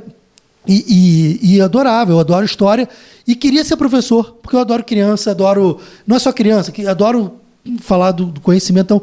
Então, quando eu fiz lá, para você se formar, você precisa fazer estágio, né? Então, eu dei aula na escola que eu estudei lá, o Bennett, no Flamengo, e foi muito legal, dei aula para o segundo ano do segundo grau. Então, eu queria ser professor, só que a minha vida me levou a empreender. E aí o mundo deu tantas voltas e hoje eu virei ser professor. E quando os meus alunos e os meus seguidores falam, professor, você quer, cara, eu me sinto tão lisonjeado em ser chamado de professor, porque é uma profissão tão mal falada, né? Tão no sentido de você vai ser professor. E hoje o digital transforma professores. em carreiras extremamente promissoras, né? É nova astronômicas. Astronômicas, exatamente. E eu tenho muito orgulho de ser chamado de professor, porque eu, durante muito tempo, fui um professor frustrado. Mas eu acho que aí, voltando no mesmo gancho que a gente já falou, talvez esse lance do digital tá valorizando os professores desse novo formato de, tá multiplicando as pessoas e jogando pro mundo, seja mais uma prova do que o modelo de educação que a gente tá é super atrasado. Exatamente. Em que, hoje em dia, cara, imagina você, chegar e pegar um vídeo teu, sei lá, algum conteúdo teu, passar numa faculdade de administração ou de empreendedorismo. Gera muito mais resultado do que... Ou do que um cara falando lá, não sei o que. Não, porque irmão, administração... E as pessoas gostam de ver, cara. Em 3 tópicos. Gostam de ver resultado, entendeu? Então, você é um cara que tem resultado e você é um cara que tem know-how e tem conteúdo. Então, isso para as pessoas, você colocando no papel do aluno, cara, acaba motivando o cara, entendeu? Aí o professor tá lá falando de empreendedorismo. Professor, o que tu empreendeu? A maior parte complicado, da né? O meu filho tem aula de empreendedorismo na escola e é religião, basicamente. E ele autoajuda. E ele, já falou isso pra mim, né?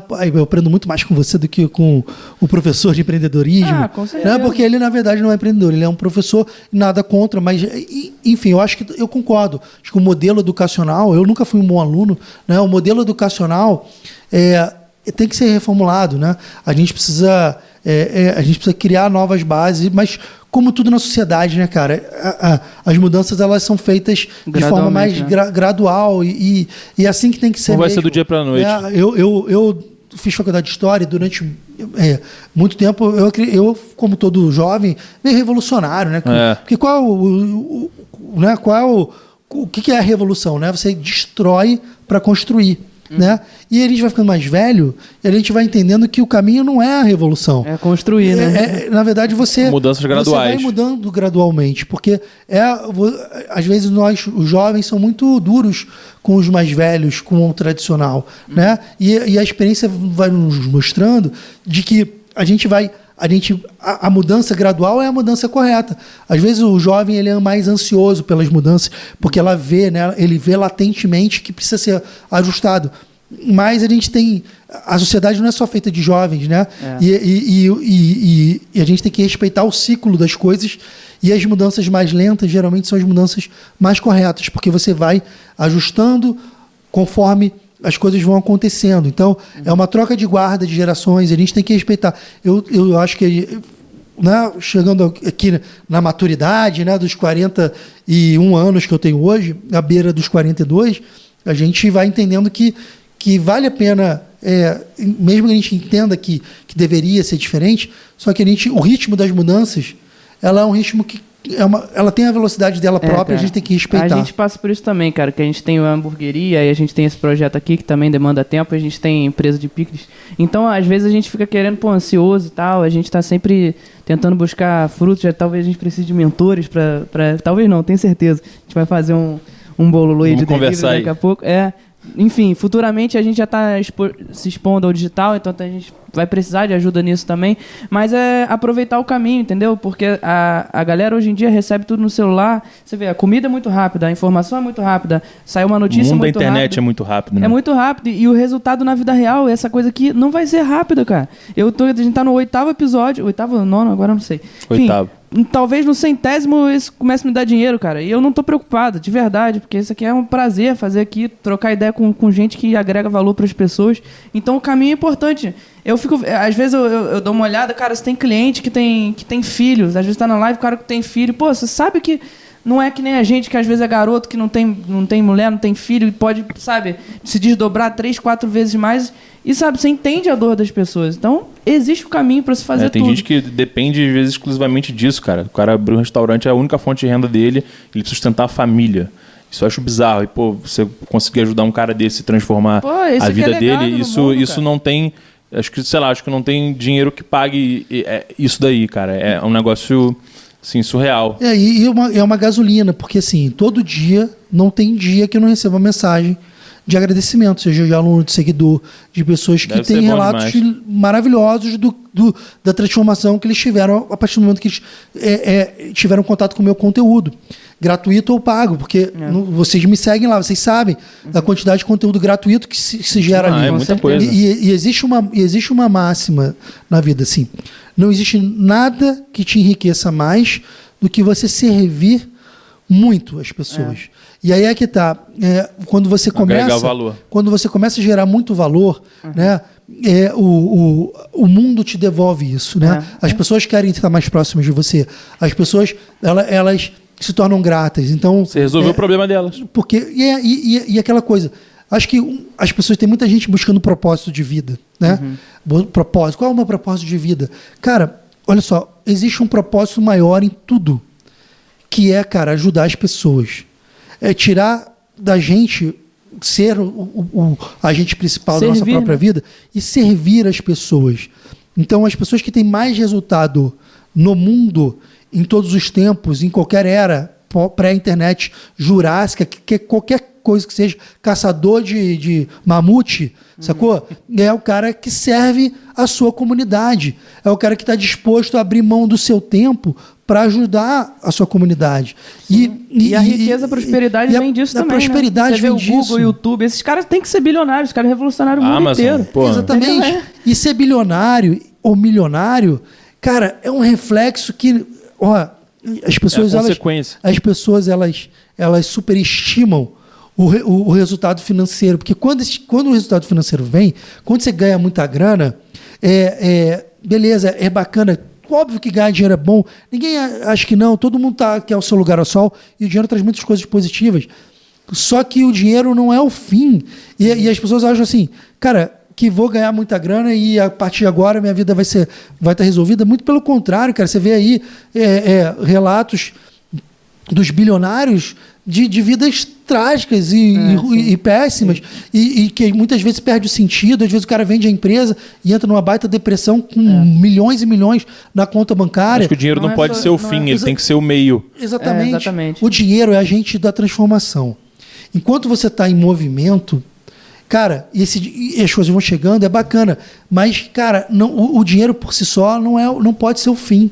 Né? E o propósito não é o dinheiro, não deve ser o dinheiro. O dinheiro, ele é uma consequência de algo muito positivo que você faz no mundo.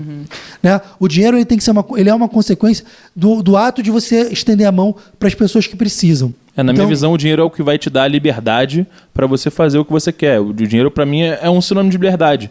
Entendeu? Mas ele não é o fim da mas não linha. É satisfação. Ele é o meio pelo qual eu vou conseguir fazer as coisas que eu quero na minha vida. Seja viajar, que seja, comprar uma casa para você morar com sua família. Isso são coisas que você vai fazer através do dinheiro, mas o dinheiro não é o teu final. O que adianta você morrer cheio de dinheiro enterrado, não fazer nada com ele? O dinheiro ele é um meio para você conseguir fazer as coisas que você quer e fazer, e ter uma vida feliz, e ter uma vida próspera, o que seja. E guardadas as devidas proporções, o que a gente faz aqui, o que você faz, gera muito impacto em muitas pessoas. Antes da gente mudar de preço, eu falei, mandei o seu vídeo lá, falei, vamos aumentar o preço, o produto é bom. Falei, vamos aumentar, vamos ter que aumentar de novo. Mas enfim, vamos aumentar aí. Mas não aumenta mais de 15%. Onde aumentou o quê? 17%. E o pessoal foi. Mas, enfim. E o ponto, cara, é isso. A gente tem que servir as pessoas. E começa pelo nosso dia a dia, da família, de filhos, mãe, pai, avós, entendeu? Então, assim, você tá aí, cara, com propósito de vida, faltando propósito de vida, vai ajudar tua mãe, vai ajudar tua avó, vai fazer alguma coisa que preste, entendeu? Isso vai te encher de propósito. Você não precisa ficar olhando na internet, coach de internet, dizendo, seu propósito, você é um vencedor, não sei o quê. Não é por aí. Você tem que fazer alguma coisa que seja útil a alguém. Seja útil. Cara, tá no trabalho, você é estagiário, seja útil, cara, ao teu chefe. Resolve os problemas. Rapidinho você vai crescer na tua carreira. Não interessa onde você tá. Seja útil, cara. E quando eu comecei lá no turismo, era a empresa dos meus pais, mas eu não sentei na cadeira de filho do dono. Eu fui aprender, organizei, fiz as paradas. Organizei o Fórum Social Mundial da Índia lá em 2003. Cara, a gente ganhou algo em torno, financeiramente, que seria mais de R$1 milhão. Hoje, financeiramente, de lucro. E a empresa estava tava num vermelho gigantesco e que fez 2 anos de positivo, porque eu consegui botar 140 pessoas brasileiras que não tinham passagem, porque eu consegui quebrar os voos e lá e botei. E, cara, a gente fez uma grana ali. Eu não usufruí dessa grana para mim, pessoalmente, mas eu construí isso pela empresa, pensando na minha família, pensando em servir e ajudar, em ser útil. Então ele tem que ser útil, cara. Então toda vez que eu posto um vídeo, eu penso em ser útil para a audiência. Exatamente. Eu não penso que eles têm que comprar o meu curso, ou penso que eles têm que fazer, ir para minha mentoria. Não é isso. É ser útil, cara. É ajudar as pessoas, de fato. E quando você ajuda as pessoas, elas sentem que há a verdade ali. Elas sentem que de fato você tem muito conteúdo gratuito, cara. Só com seu conteúdo gratuito já dá pra aprender. E aí se a pessoa... que a gente não comprou. Né? Quando ela... O cara veio aqui... Não sabe o que tá perdendo. Pô, vou ter que entrar. Não, a gente vai na outra performance já. Não sabe o que tá perdendo. Se o gratuito é bom, você imagina o pago. Imagina o pago, né? Mas, pô, não, mas... Pô, então exatamente. Eu acho que tem que fazer mesmo, entendeu? Do mercado digital é isso aí. Esse microfone, cara, não tá saindo porque senão vai ficar... Tudo bem, vou ficar assim. Não. Enfim. Um dos maiores princípios do marketing digital é isso também, entregar, dar e a pessoa vai vir depois. Não é do marketing, é da vida, cara. Sim, claro. É da vida, claro. E aí é que tá. Então as pessoas hoje estão muito atrás de hackzinho. Como é que faz isso? Como é que tem mais visualização? Como é que vende mais no iFood? Como é que o meu delivery faz 40 mil em 3 meses igual você fez? Cara, a questão meu irmão, a gente precisa entender as mecânicas e pagar o preço. E estudar e buscar mentores, buscar conhecimento. Então, por exemplo, eu vim para o digital. Cara, eu fui atrás da galera top. Eu fui lá no Vitor Damasio. Paguei a mentoria dele, cara pra cacete. E, cara, monetariamente, porque de valor é baratíssimo. Sim. E pela transformação que ele fez em mim. E pela transformação que indiretamente, e ele muito conscientemente sabe disso, da transformação que ele gera no mundo através das pessoas que ele forma ali, né? Que ele dá a possibilidade. Então, cara, a questão é, você precisa também pagar o preço do conhecimento para poder executar, porque as pessoas, o mal hoje de muita gente é que elas pegam frações das coisas e ficam tentando remendar. Pega um pouquinho daqui, pega um pouquinho dali, mas não vão profundamente. Eu sou um cara que vivo profundamente tudo que eu faço. Né, com consistência, vou a fundo, quero entender por que isso aqui é assim, por que não é, qual é o lance. E aí você consegue, né, entender a mecânica por trás disso.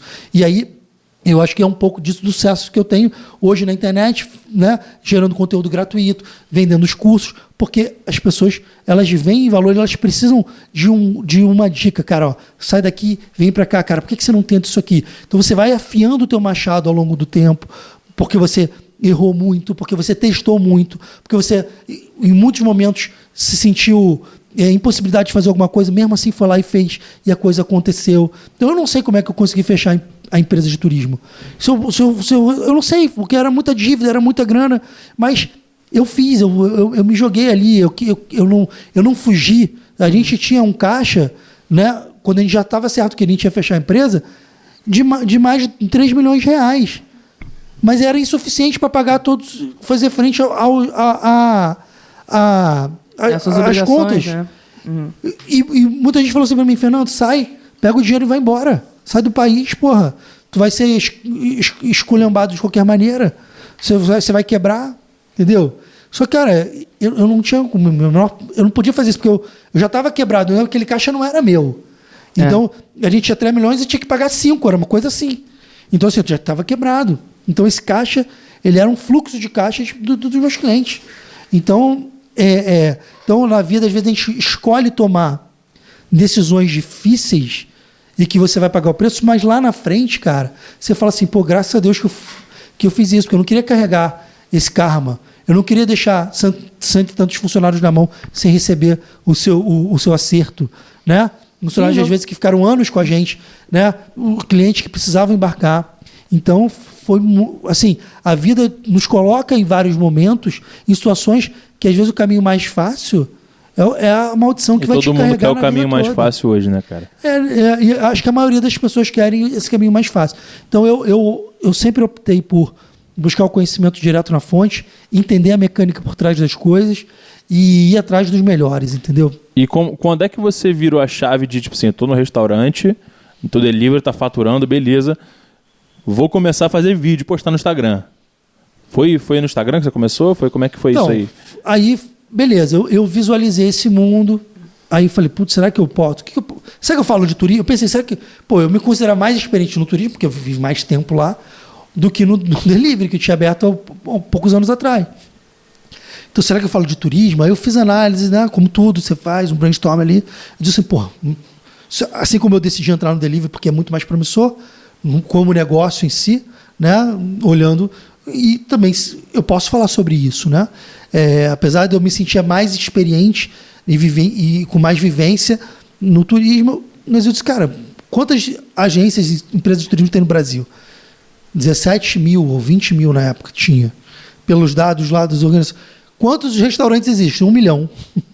Tipo, quantas pessoas podem abrir? Qual a capacidade de democratização do conhecimento que eu posso trazer no delivery? Era muito maior. E quantas pessoas estavam ensinando delivery também? Exatamente, não tinha ninguém ali. No turismo também não tinha um ou outro cara lá. Mas assim, a questão é, qual o impacto que eu posso trazer mais para as pessoas? E, cara, a resposta estava muito clara ali, então eu vou pro delivery. E você lembra qual foi teu primeiro vídeo? Como é que foi esse... Cara, eu tenho... Essa quebra? Cara, foi muito louco, cara. Eu já tinha... Eu peguei o meu acerto na prefeitura, eu tinha um salário alto, e aí eu já tinha pedido 1 ano atrás pro meu chefe me mandar embora. E ele não me mandava embora. E aí, cara, porque eu queria ser mandado embora para receber o acerto. Porque pô, se eu pedisse demissão, pô, eu ia perder uma grana. Pô, meu salário era alto, então só de multa do FGTS era muita grana. Já estava lá, né? Fiquei 3 anos lá, então... Aí, beleza. E aí eu falei, pô, uma hora vão me mandar embora. Não é possível, pô, um salário alto desse. Tem gente querendo chegar. Eu não era concursado, era um trabalho, cargo técnico, né? Sim. E aí, final, eu já tinha pedido ao meu chefe, pô, se quiser botar alguém no meu lugar, se quiser trazer um economista, eu não sou economista, pô, bota alguém no meu lugar. E ele, não, pô, fica aí, Baldinho, não sei o quê, pô, tal. Mas se tiver, eu falo. E aí o secretário de Fazenda, na época, o cara queria colocar, chegou e falou, pô, e o Fernando lá, tá fazendo o quê? Tem um cara aqui bom que eu poderia botar no lugar dele. Queria trazer a gente dele, né? Sim. Que eu achei até que demorou demais para ele fazer isso. Porque a gente passei por 2 governos ali e não me mandaram embora. Tinha certeza que ia me mandar embora, mas não me mandaram. E aí, cara, e aí ele não me defendeu, porque ele sabia que eu queria sair. E aí nessa eu peguei minha rescisão. E aí eu já estava estudando tudo do marketing digital naquela altura. E aí paguei a mentoria do Vitor, estava lá dentro da mentoria. Isso o restaurante rolando enquanto você estava numa prefeitura? Sim, eu fazia jornada dupla. Né? Da prefeitura, chegava em casa, depois eu trouxe um funcionário meu da época do turismo para ficar na operação, que é o que eu fazia, e aí as coisas foram indo. Ou seja, você vai, né? Eu estava separado, então ficava com meus filhos no dia sim, dia não, fazia comida para eles e fazia. Enfim. Ou seja, mais um exemplo que a gente já falou antes também de que não precisa largar o teu emprego para começar a empreender. Você pode começar a fazer os dois juntos e uma hora que você vê que vale a pena, né? Isso, com certeza. E que dá para fazer um monte de coisa ao mesmo tempo, né? Vida, filho, separou, dá pra fazer, trabalho, dá para fazer, crescer. Exatamente. É só uma coisa. E aí, cara, esse papo do primeiro, como é que eu coloquei lá, e eu tava, cara, com muita vergonha, eu nunca tinha gravado um vídeo, e aí a gente tava na mentoria lá do Vitor e tal, e aí eu já tava 3 meses, cara, uma mentoria cara, 15 mil por 6 meses, eu tinha pago 15 mil, meu dinheiro já tava acabando, né, custo de vida caro, filho e tal, meu dinheiro já tava acabando, e eu falei, putz, cara, eu tava com o delivery, mas o delivery por si só não ia me sustentar, a não ser que eu quisesse abrisse outro dia eu falei, cara, eu vou focar no digital, porque eu acredito que aqui pode ser um caminho bacana para mim.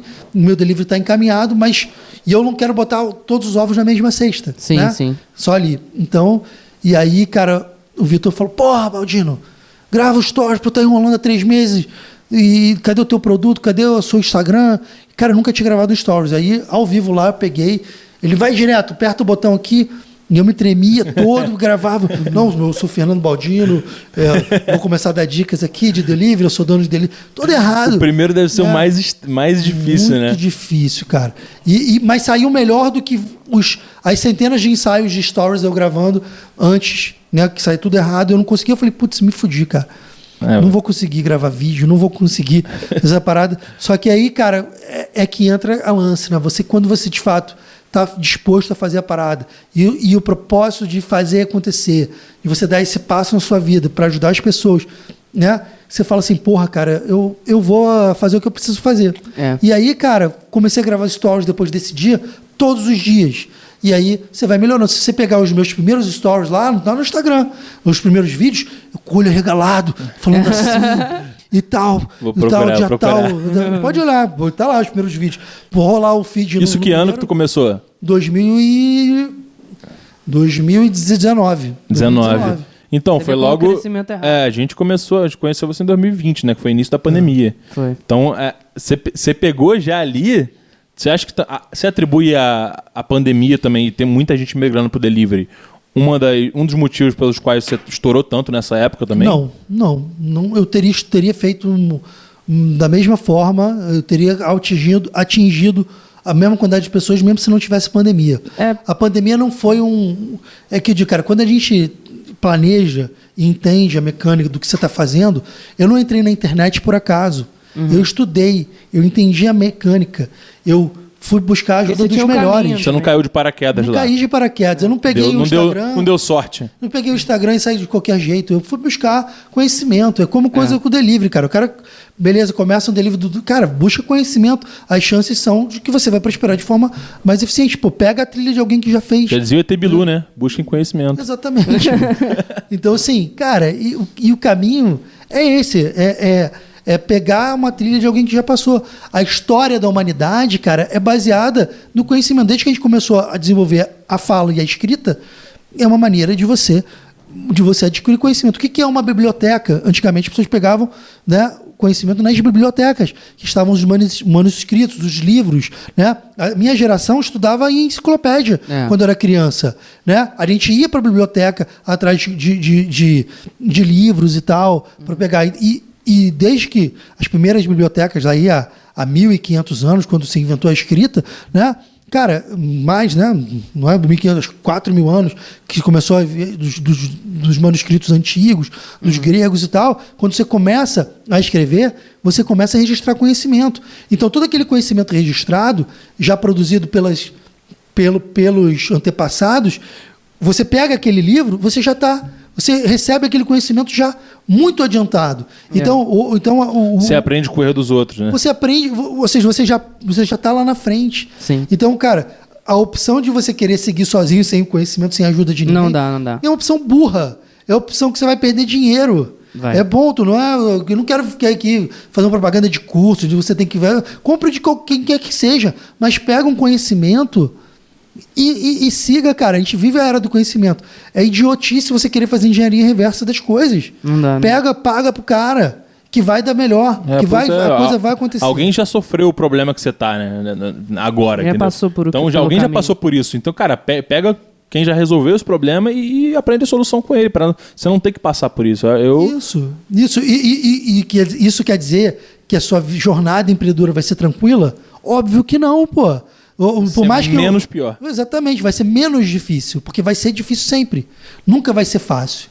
Então a jornada empreendedora nunca vai ser fácil. Você pode ter os melhores mentores do mundo, mas é um desafio atrás do outro. Agora, a sua chance de dar certo vai muito além quando você tem os mentores, quando você está apoiado dentro de uma comunidade, tendo ajuda. Agora, isso não é pré-requisito para o negócio dar certo. Não, claro que não. Tem negócios que não, consistentemente pode não funcionar. Às vezes você precisa se reinventar, às vezes a sua ideia está errada. Às vezes a maneira que você modelou, você é teimoso. Eu tenho vários alunos que são teimosos, que eu mando ir para a direita, ele vai para a esquerda. Então aí é difícil. Então a questão de deu certo? Não, tá certo. Beleza. Então a questão maior da jornada empreendedora é a gente entender que a responsabilidade dos nossos resultados vem da gente mesmo. Sim. E a gente vai achar mentores, cursos, ajudas, conteúdos gratuitos que vão nos ajudar a tomar decisões. Mas a decisão é sempre nossa. E a responsabilidade do sucesso é sua e do fracasso também. Porra. Caralho. Isso aí é tipo assim... Aí. Pá! Toma. Sabe as palavras. Cara, deixa eu te perguntar. Eu acho que Já tá no final ali Tão da finalizando, gravação. Até porque senão vai estourar a memória do negócio. Vai te liberar Eu queria te também. perguntar, assim, pra finalizar com o que você falaria pra alguém que tá começando teu negócio de delivery agora, no momento que a gente tá. Se você pudesse resumir uma dica ou um conselho primordial, além de acompanhar você, né? Seguir teu Instagram. Então, eu acho que a gente primeiro tem que entender que pedir ajuda é muito importante. Então, tenham mentores, independente de quem quer que seja. Vá atrás de alguém que você confie e acredite numa metodologia, porque isso vai ajudar. Mas isso não é o suficiente. Você precisa entender que o seu resultado vai ser fruto do preço que você está disposto a pagar. Você tem uma operação que vem de 100 mil, 150 mil, 200 mil, 300 mil, 400 mil. Eu tenho alunos em todas essas faixas, de 0 a 400 mil de faturamento por mês. Cara, todo mundo paga um preço pelo ponto que você está do teu negócio, e a vida não é fácil para ninguém, nem do cara que fatura pouco, nem do cara que fatura muito. Então, é aquela coisa, faturar pouco é ruim, faturar pouco dá trabalho, faturar muito dá trabalho, ser magro dá trabalho, ser gordo dá trabalho. Qual tipo de trabalho você quer ser? O que você quer ser? Porque a vida nunca vai ser fácil em momento nenhum. Então, entenda, a jornada empreendedora, ela é uma jornada que pode ser muito gratificante, cara. Você construir uma história. Eu falei aqui no podcast sobre toda a minha trajetória empreendendo na minha vida, desde lá do turismo, até passando por bijuteria, prefeitura, delivery, marketing digital. E, cara, vocês viram, nunca foi fácil. Em nenhum momento da minha vida foi fácil. E hoje não é fácil. Se fosse fácil, o podcast ia ter 10 minutos, pô. Exatamente. Exatamente. Então, cara, o recado que eu dou é, cara, se preparem. Buscar conselhos, mentoria. Não tentar vencer esse jogo sozinho, porque é muito mais difícil. Eu acho que a gente faz um pouco disso até hoje, mas assim, tem coisas que a gente consegue, tem outras coisas que sempre tem coisa que a gente vai... Mas vamos conversar sobre esse negócio do alta performance depois. Eu quero ver como é que é, mas... Vamos, aquilo, a gente vai... eu só quero fechar mais uma pergunta aqui, cara. E pro futuro, o que você pensa? Você quer abrir mais restaurante? Você quer aumentar a sua exposição no digital?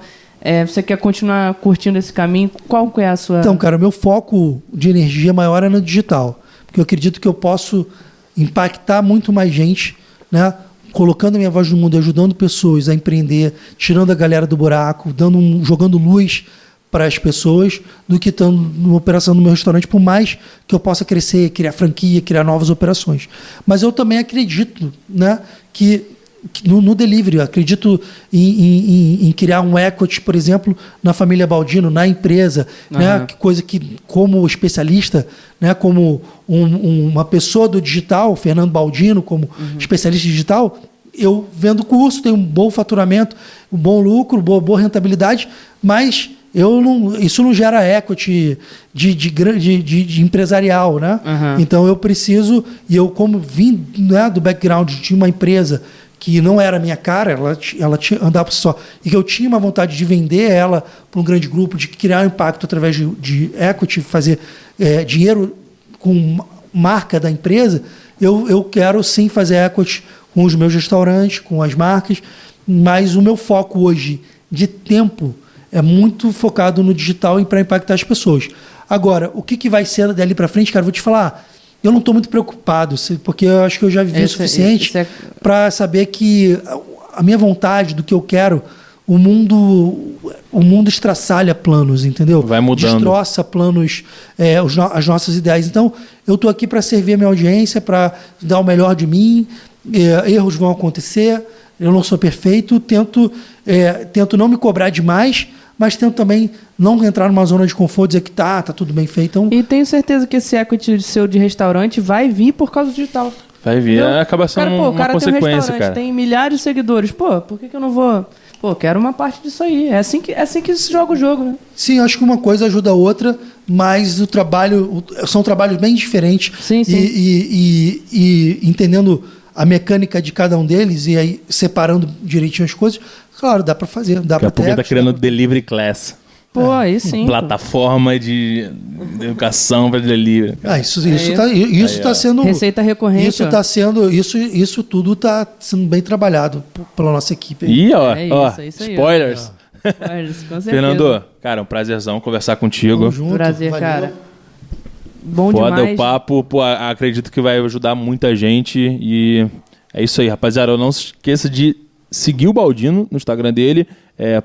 Compra o curso Escola de Delivery. Se você já tem um vai comprar restaurante, também, relaxa. vai no mentoria de alta performance dele lá, que, porra, ele vai conseguir te ajudar pessoalmente, porra, com uma frequência muito melhor. E, cara, E não só isso, tem outros insights também de precificação que dá pra usar em qualquer outro tipo de tem coisa. muito Tá vendendo conteúdo. roupa, tá O vendendo Instagram não sei do o quê. cara é conteúdo puro. É. Então segue lá, segue a gente também no Instagram, se você não segue. Sim, Vai estar o aqui, Instagram ó, na tela. tá o Se inscreve no QR canal. Code. Cara, dá o like aí no vídeo, porque, pô, não custa nada isso aí, só clicar. Comenta entendeu? também. Já é? Comenta, Um abraço, compartilha gente. com quem você acha que, porra, precisa ver esse vídeo. Quem tem um restaurante, seu amigo que empreende. Dá pra fazer o Modern Words? Vai rolar um Modern Words. Eu não vou cantar, mas eu Não, toco. eu canto. Ele Você canta? Tá eu bom. canto. Ó, então agora a gente vai tocar um Modern Words aqui. Aí sim. eu vou... Ó, eu vou errar, porque faz muitos anos que eu não toco essa música. Sem problema. E vamos lá. Com certeza.